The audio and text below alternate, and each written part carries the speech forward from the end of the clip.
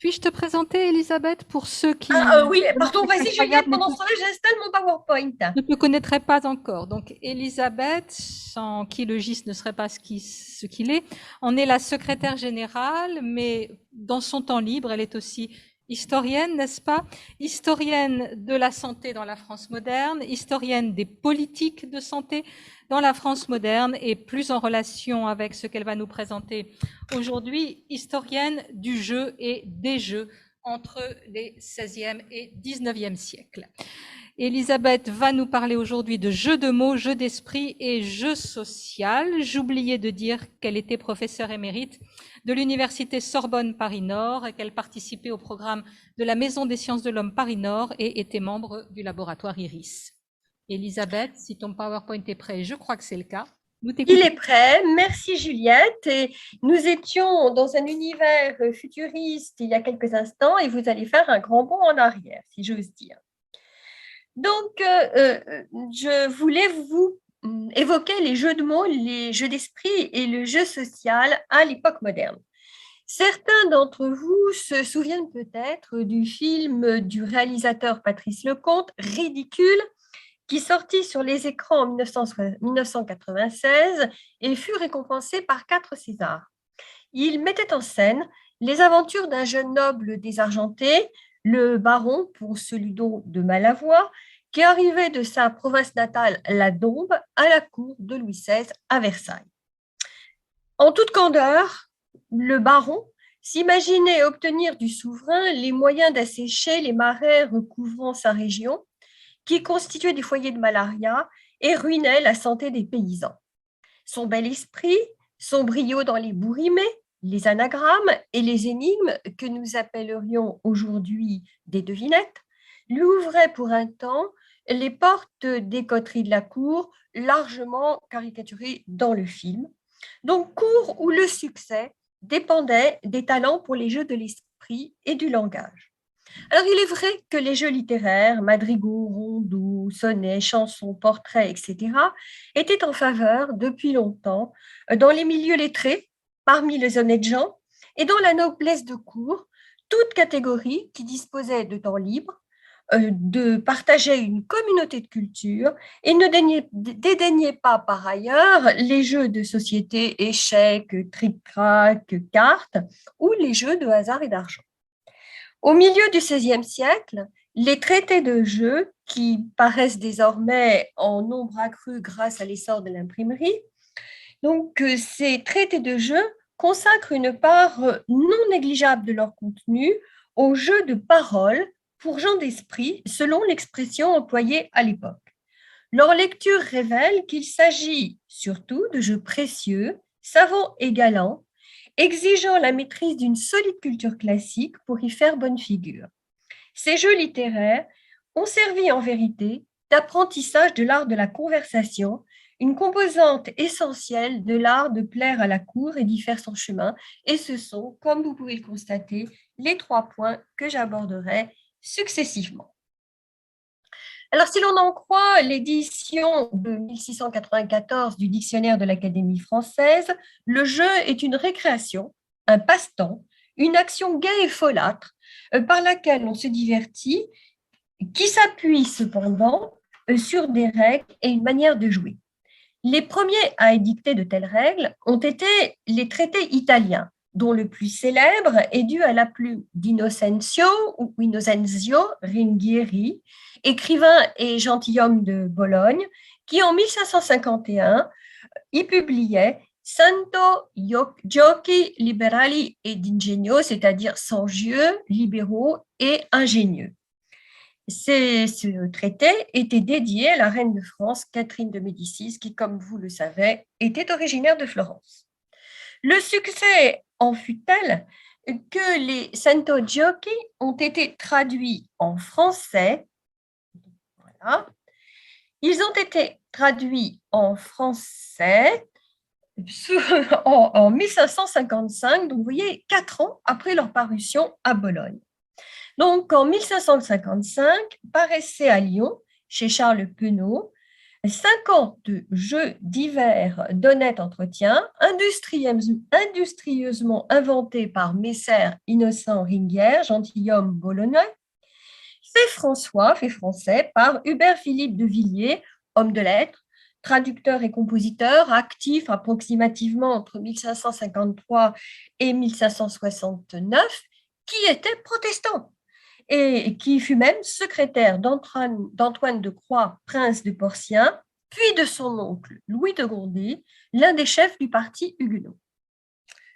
Donc, on retrouve dans la traduction les mêmes jeux que chez Innocencio Ringhieri, c'est-à-dire des jeux de paroles, de signes, des jeux de renvoi, et je vous expliquerai ce que sont les jeux de renvoi, qui portent sur les thèmes de l'amour, des vertus, des nobles et libéraux, de l'agriculture, etc. Alors, les jeux de renvoi sont des jeux où deux partenaires, face à face, on va revenir un petit peu sur Ringhieri, puisque c'est le maître du genre, donc se renvoient la balle en poème ou par des phrases savamment construites sur un thème choisi d'avance. Cela peut être, et c'est très souvent, l'amour, mais cela peut être aussi les vertus, les arts nobles et libéraux, l'agriculture, etc. La liste en est, vous avez un petit peu un exemple, la liste en est assez large, assez vaste. Chez Ringhieri, chaque jeu est d'abord présenté aux dames de l'Assemblée, assorti de considérations galantes, morales et philosophiques. Voici la dédicace qui ouvre le jeu de l'amour. Dédicace traduite, bien entendu, par Hubert Philippe de Villiers. Mes aimables dames, vous ayant assez connues pour celle qui n'est pas moins noble et gentille qu'étincelante d'un feu amoureux, lequel de sa nature arde et consomme le plus classé de tous les cœurs humains, procédant de cette naïve et exquise beauté divinement empreinte dans le clair objet de vos corps bien composés. Ensuite, un participant, élu par l'Assemblée, représente l'amour. C'est le meneur de jeu. Et il est assis sur un trône et reçoit les hommages des autres participants. Ce meneur de jeu attribue à chaque joueur un surnom qui illustre la folie amoureuse. Oisiveté, erreur, songe, joie incertaine. Il en désigne 3, dont il bande les yeux.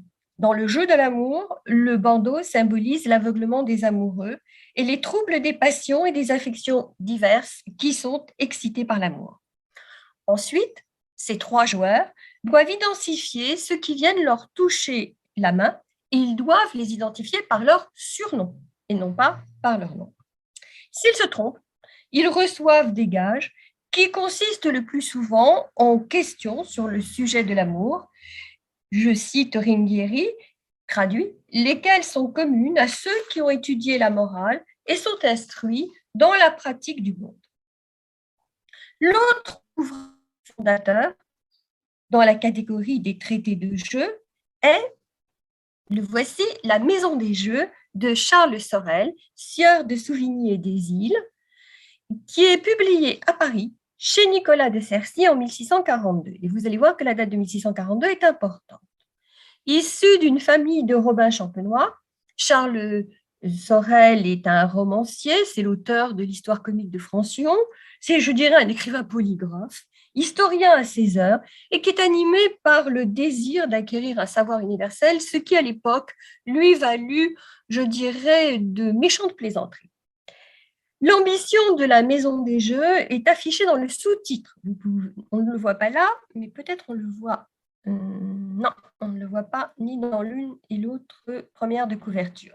Le sous-titre que voici, où se trouvent les divertissements d'une compagnie par des narrations agréables et par des jeux d'esprit et autres entretiens d'une honnête conversation. Il est évident que quand on parle de compagnie, ici, il faut toujours entendre bonne compagnie, compagnie aristocratique, compagnie d'honnêtes gens, c'est-à-dire de gens lettrés. Enfin, il faut dire la meilleure compagnie.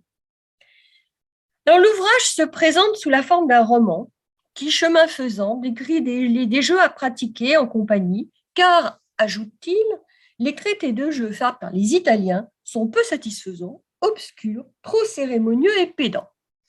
Et suit une critique, en règle, faite par Sorel, bien entendu, de ces jeux italiens qu'il se propose de remplacer par les siens.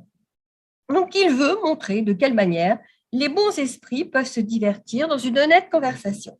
En outre, à l'inverse des jeux d'exercice et des jeux de hasard qui sont pratiqués par tous, valets comme maîtres, les jeux qu'il a sélectionnés ne peuvent plaire qu'à des personnes de bonne condition, nourries dans la civilité et la galanterie et ingénieuses à former quantité de discours et de réparties pleines de jugement et de savoir. Et il est vrai que, y compris dans les traités de théologie et de morale de l'époque, le fait que les jeux d'argent égalisent les conditions qu'on peut jouer maître et valet côte à côte et sont un grand reproche. Cela perturbe l'ordre social, alors que là, l'ordre social est respecté. Donc, dans un décor de fiction, c'est la résidence de campagne d'une riche veuve qui vient de marier sa fille. Une élégante compagnie venue de Paris se livre durant 4 jours à des divertissements choisis, échecs, tric-trac, piquets, après le dîner, promenade pendant la soirée et démonstration de bel esprit l'après-midi. 3 membres de la compagnie arrivés en retard se justifient par un récit extravagant qui, bien entendu, est inventé de toutes pièces. Au fil des jours, se succèdent des jeux de langage. Alors, on prononce à la suite des mots difficiles à prononcer, par exemple les chaussettes de l'archiduchesse que nous connaissons. On cherche des mots d'une certaine rime, en nom, en net et bien d'autres. On pratique des jeux de mime. On dresse un catalogue des jeux de l'époque. On prononce également, c'était une variante du jeu d'Avriksky, on prononce une flatterie à l'oreille de son voisin qui doit la répéter à son autre voisin en y ajoutant un compliment de son cru. Alors, il y a aussi le jeu des soupirs, de la chasse à l'amour, du bâtiment, du jardinage. Il faut trouver à chaque fois tous les adjectifs et tous les adverbes en relation avec ces activités. On trouve également des jeux mélangeant des signes et le langage, des jeux qui permettent d'embrasser son partenaire, comme le jeu des aiguillettes, le jeu de l'énigme à deviner, c'est le jeu des devinettes, le jeu des proverbes qui s'accordent avec un sujet proposé, c'est-à-dire qu'on lance un sujet et il faut trouver tous les proverbes qui s'y rapportent. Donc, le recueil de Sorel est extrêmement riche. On voit un tout petit peu quelques exemples des jeux qui y sont recueillis. Il y en a plus de 200. Et y compris des jeux d'enfants d'ailleurs, auxquels les adultes ne dédaignent pas de s'amuser. Néanmoins, dans l'un et l'autre ouvrage, les jeux proposés aux lecteurs sont des jeux précieux, plus ou moins savants, mais toujours galants. On distingue une évolution, enfin je ne sais pas si évolution est le terme exact, mais en tout cas on distingue un changement entre le traité de Ringhieri et celui de Sorel, un changement qui ne fera que s'accentuer dans l'avenir. À sa manière, le traité de Ringhieri est unique en son genre. Je vous le mets en version française. Donc, il est unique en son genre à la Renaissance. Ce n'est pas un traité de morale ou de théologie qui dénonce les dangers du jeu. Ce n'est pas non plus un dialogue philosophique spéculant sur la nature du jeu. Il ne décrivent pas de festivités et même s'il emploie le terme de ritrovati, retrouver, il ne recense pas les jeux des anciens Grecs et Romains. Il se borne à expliquer les règles des jeux qu'il cite et vous en avez ici un exemple dans la traduction de Hubert Philippe de Villiers. Cependant, il est animé d'intentions pédagogiques et polémiques. D'abord, il entend rétablir l'honneur des dames justement attaquées.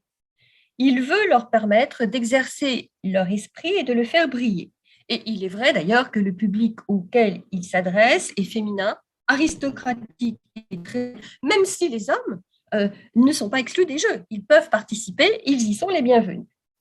Donc, les jeux que propose Ringhieri baignent dans la même sphère culturelle, la littérature d'amour qui, à l'époque, se rattache à un pétrarchisme diffus.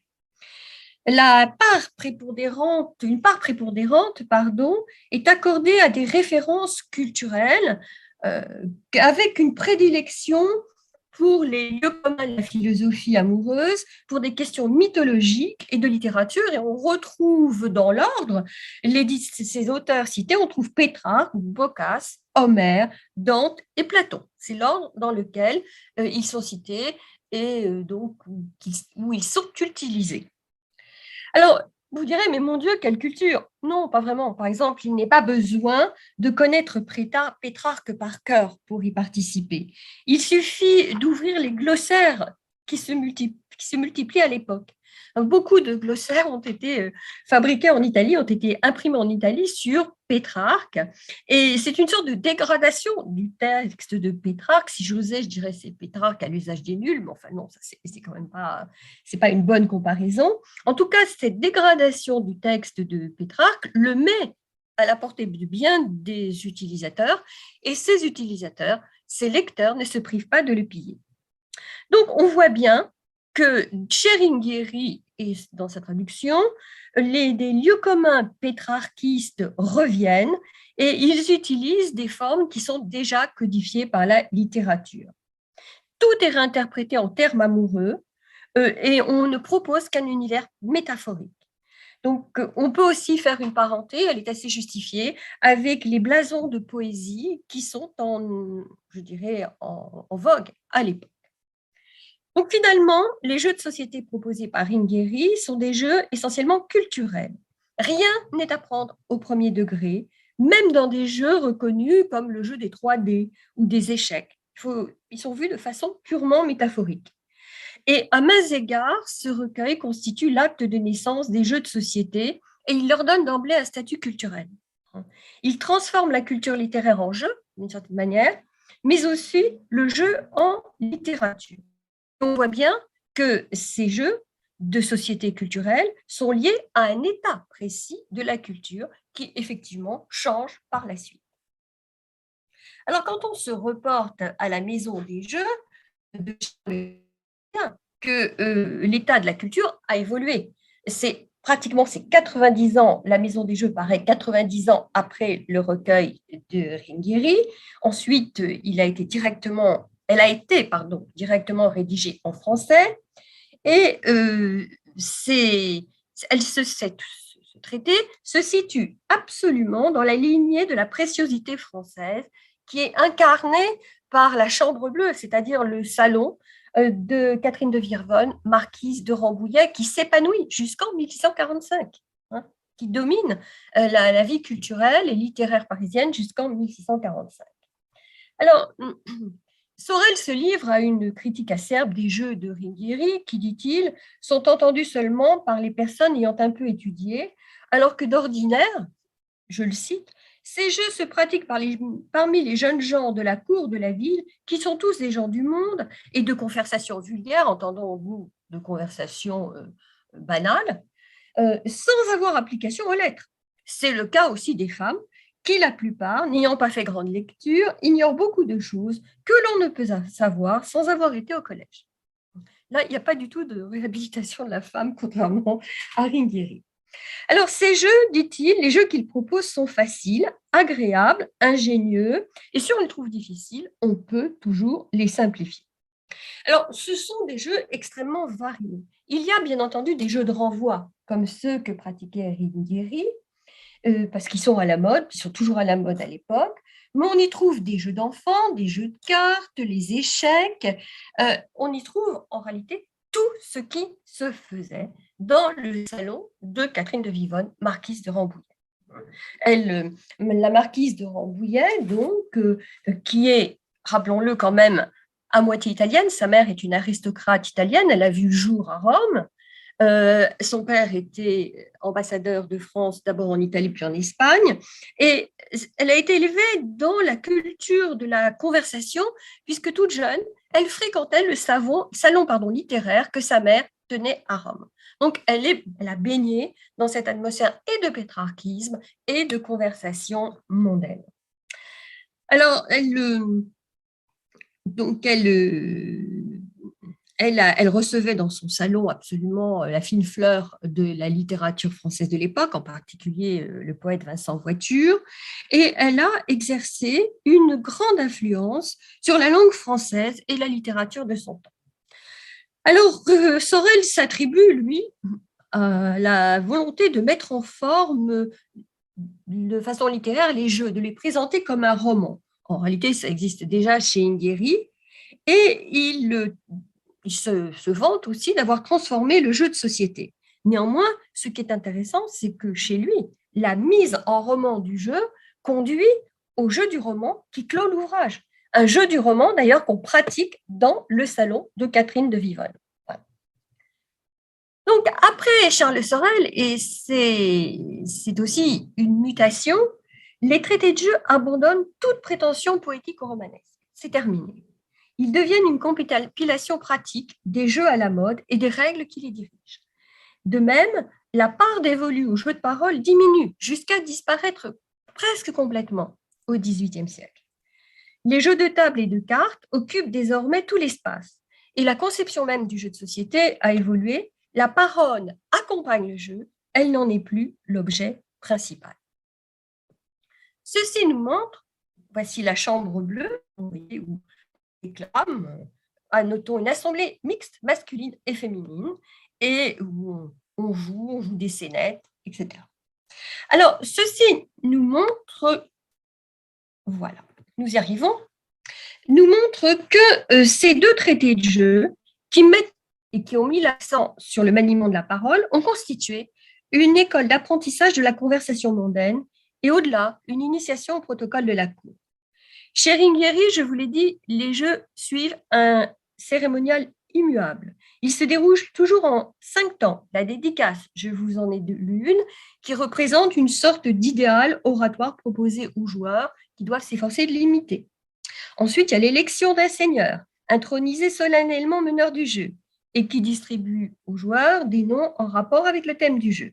Vient ensuite l'épreuve ludique proprement dite, essentiellement verbale, et qui peut revêtir des formes variées, les joueurs étant identifiés par un nom d'emprunt auquel ils doivent réagir. Ringhieri, d'ailleurs, indique dans son ouvrage un dispositif scénique où vraiment, il se préoccupe du déroulement du jeu, il porte sur le déroulement du jeu le regard d'un maître de ballet, car à la cour, la parole est accompagnée du geste. Et là, il n'y a pas le jeu, même si la parole est domestiquée, elle ne peut pas s'exercer avec un corps qui n'est pas aussi domestiqué. Les deux vont de pair. Donc, en se pliant à une étiquette minutieuse, les joueurs se donnent à eux-mêmes un spectacle de leurs pratiques mondaines usuelles, mais là, ces pratiques sont magnifiées, transformées par le jeu en épreuves solennelles où chacun, tour à tour, devient le centre des regards et on le voit bien dans le salon de la chambre bleue. Chacun est tour à tour le centre des regards de la communauté. Il y a là une éducation de la civilité diffuse, mais qui est importante. Enfin, chez Ringhieri, une éducation de la parole est spécialement destinée aux femmes dans la 5e et dernière partie qu'on appelle les doublis, c'est-à-dire le rachat des gages qui ont été perdus dans la partie. Et là, ces doublis apprennent à présenter une cause et à présenter un bagage culturel. Car il faut être amusant aussi. Il ne s'agit pas d'être pédant dans ce genre de jeu. Alors, chez Sorel également, les jeux comportent beaucoup de discours que l'on peut interrompre par des questions et des proverbes. On redit par exemple comment on est tombé amoureux. On s'accuse l'un l'autre des fautes commises en amour et on y donne des pénitences. Et enfin, chez Sorel également, on doit inventer de petites comédies libres où chacun dit ce qui lui vient à l'esprit selon la personne qui lui est attribuée comme partenaire. Ce sont des jeux d'improvisation. Donc, vous voyez que tous ces jeux de parole ont une fonction d'apprentissage de l'art de conversation qui prépare à l'art de plaire à la cour. En effet, la première modernité voit l'épanouissement des cours princières d'Italie qui cultivent tous les raffinements. C'est également une période où le processus de civilisation des mœurs, théorisé par Norbert Elias, s'exerce à plein. Et ce processus d'adoucissement des mœurs passe par la domestication de la violence. Donc, en témoigne Il libro del cortegiano du comte Balthazar Castiglione, qui est diplomate et écrivain italien. Il publie ce traité de civilité en 1528, après avoir séjourné à la cour du duc d'Urbino, l'une des plus brillantes de la péninsule, où les joutes littéraires et culturelles se pratiquent conjointement aux danses, aux jeux d'exercice, aux mascarades. Et Castiglione, il présente des jeux de paroles inspirés de Ringhieri. Alors, il accorde toujours de la valeur aux jeux d'exercice, mais il valorise donc la proposition, et ça s'ouvre, livre s'ouvre sur cette proposition.